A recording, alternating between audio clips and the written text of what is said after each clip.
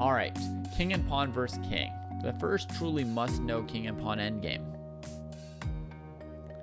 Fair enough. You could also start with one of the ones with the pawn on the 6th rank to just sort of see to see where you're trying to get before you do one with the pawn all the way back on e2 like this one. Yeah. All right. You don't know these, you just calculate them. You got to be kidding me. You're so good, Icy. I don't believe that you don't know these ones here. All right. So here we go. We're going to try and get this pawn to the other side of the board and queen it. As in most endgames, this is going to rely on Zugzwang because, as you can see, the black king can sit on e8.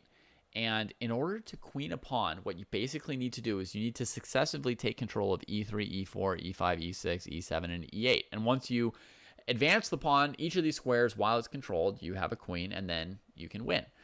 To gain control of this square, well, how could you ever attack that square, right? Your pawn can't attack it. He only attacks the squares to the side of him. And your king could never come attack the opponent's king. Right? So the only way that we could ever actually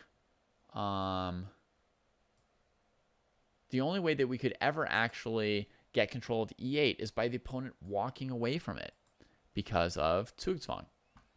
All right.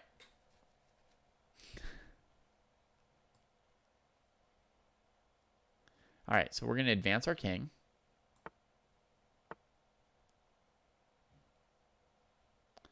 And then the king is going to step aside. He had to step one way or the other. And now we're going to take control of this square by moving our king around him.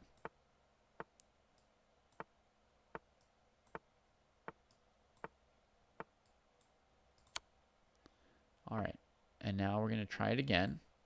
And I'm going to show you one other thing. One other thing to know is that only if your king's all the way on the 6th rank, you can actually push the pawn all the way up behind your king and get your own king get your own king Zugzwanged and still win this stupid endgame. So king on the 6th rank is just winning, period, if you have any idea what you're doing. So we go e5. What? Play king e8, computer. Come on. Oh, I can't even overwrite him. All right, I'm going to make an analysis board.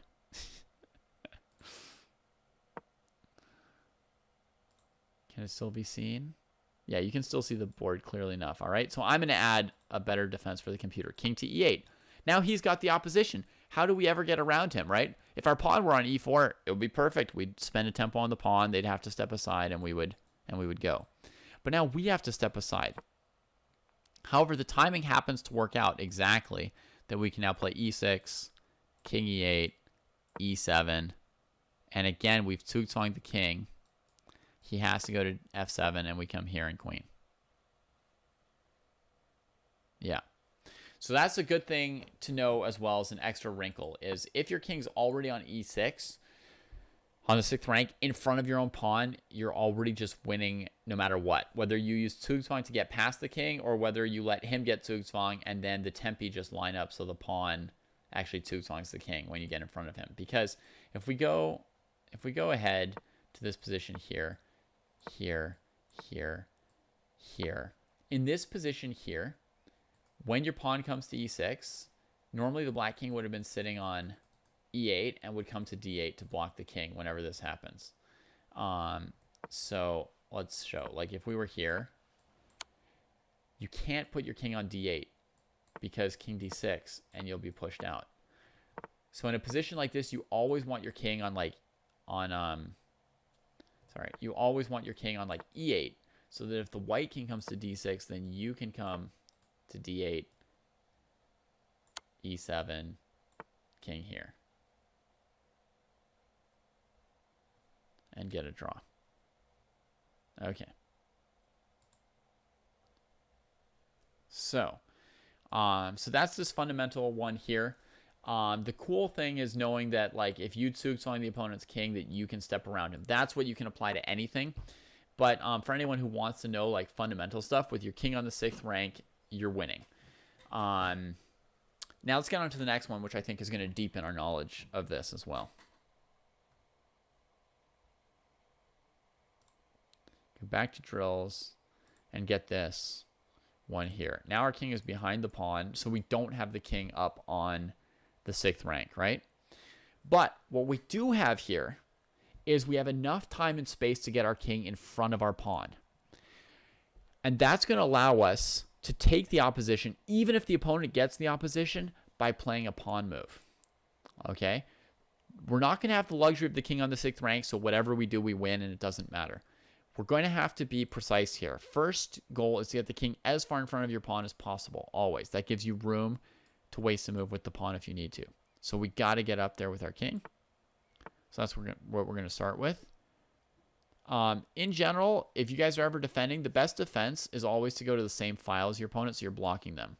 Because king f2, king d7, I don't even have to run in front of my pawn. If I run up the f file, I'm threatening to win the game by taking control of all these e file squares as I run up the f file. So as I run up the f file, you're going to be forced to block me by coming to the e file at some point. Then I choose to get the opposition. You see? So now I take the opposition. Even if my pawn were on e3 instead of e2 and I didn't have a tempo move with it, I would win because the opponent's king has to step out of the way of me and I get to take more space. I can keep the opposition. Also, running around him to the f-file is, again, brutal. Right? He has to come to the e-file, then you take the opposition. Okay. Now, we can keep running around him. You may worry that your pawn is going to get too far away from your king. If that's the case, you can always spend 2 moves on your pawn. Don't play it in 1 move. That would actually blow it here. Spend 2 moves on the pawn. That way you'll maintain the opposition and then go around them. And this computer is playing such terrible defense. It's just letting us come and control all 3 squares to queen the pawn. And here we go. All right. So let us analyze this, and I'll play another variation or two to show you guys some more of it. So if I were black, normally you would play a move like king f8 here, trying to get a distant opposition on the file that the white king is trying to go up, because white's threat here is to advance the king super towards f6. Okay, so I would play king f8 usually. White's going to play king e3, getting in front of it, king here, king here, king here, and black takes the opposition. And the only reason white wins this position is because the pawn has a free move available. If you had no free moves available, for example, if this pawn were already on e3, then it would be a draw. But here we can play e3, force the king to one of the sides, right?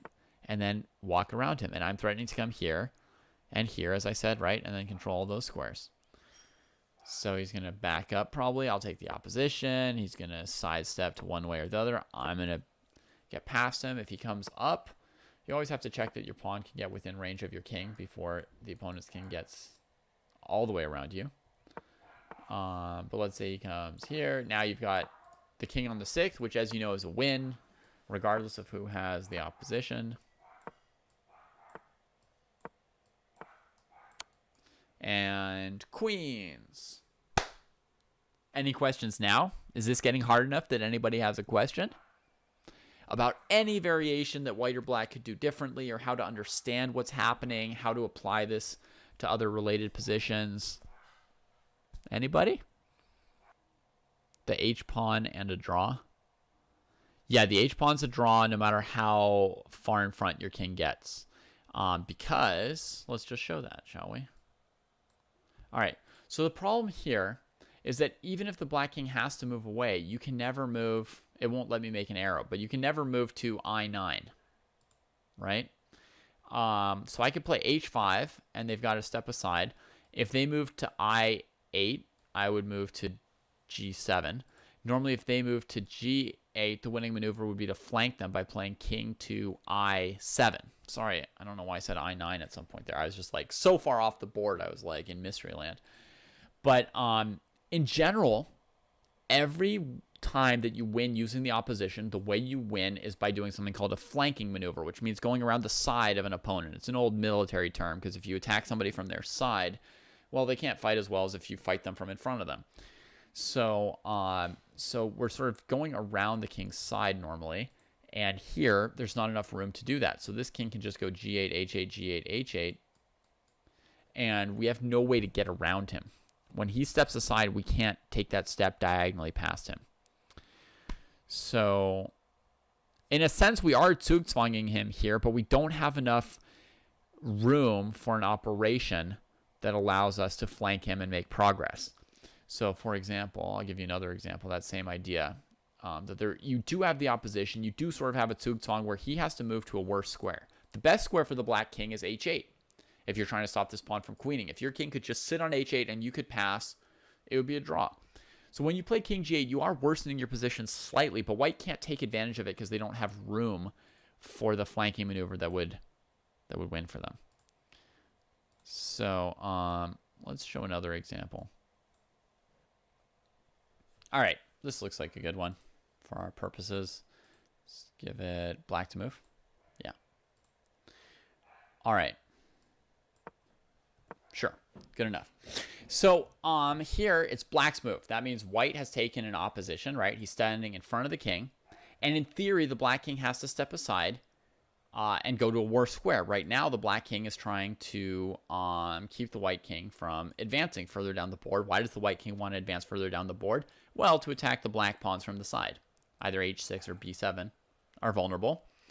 Any pawn race, white's going to win because his pawns are so advanced. So white wants to attack those pawns from the side, right? Like I said, attacking from the side. Very effective if you want the opponent to not defend themselves. So white has the opposition here. Black is in zugzwang. All those words apply. But if black steps aside, well, how would you normally make progress against this move? You would advance along the file there, right? You would play like king to d5. Let me... Ha ha ha. And then you're threatening to come up, and he would have to come here, and then you would go in front of him again, right? And again, you'd have the opposition, and he'd have to step aside one way or the other, right? And if he steps aside this way, then you get here,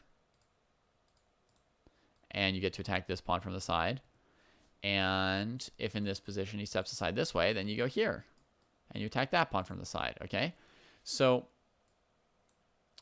in theory, the winning idea is you walk around him, you threaten to keep coming up, he blocks, and then you get the opposition again. But in this case, there's a pawn covering d5. So if I turn legal moves back on here, we will see that white is unable to play king d5. So he can't play the flanking maneuver that he needs to in order to convert his zugzwang or his opposition into progress. If you don't have enough room to make a flanking material, then the opposition does not allow you to make progress or win. So this position here is a draw because white can't make progress. Did black's king go to a worse square when it went from e6 to f6? I think we have to argue yes. So this was a zugzwang when the white king had the opposition on e4 versus the black king on e6. It was an opposition. It was a zugzwang. Black did have to give way, but white didn't have room to make a flanking maneuver and win. Okay, so in this case, black can just go back and forth between two squares. One of them's better than the other, but both of them are good enough to defend the only two squares white has to make progress and win the game. Since white only has two squares to make progress and win the game, another term is the beachhead, or the beachhead is too narrow. There's not enough room for white to get through. And so it's a draw. All right, that should cover everything for this king and pawn against king one, I think. Turn back on this board here, and let's go do another one.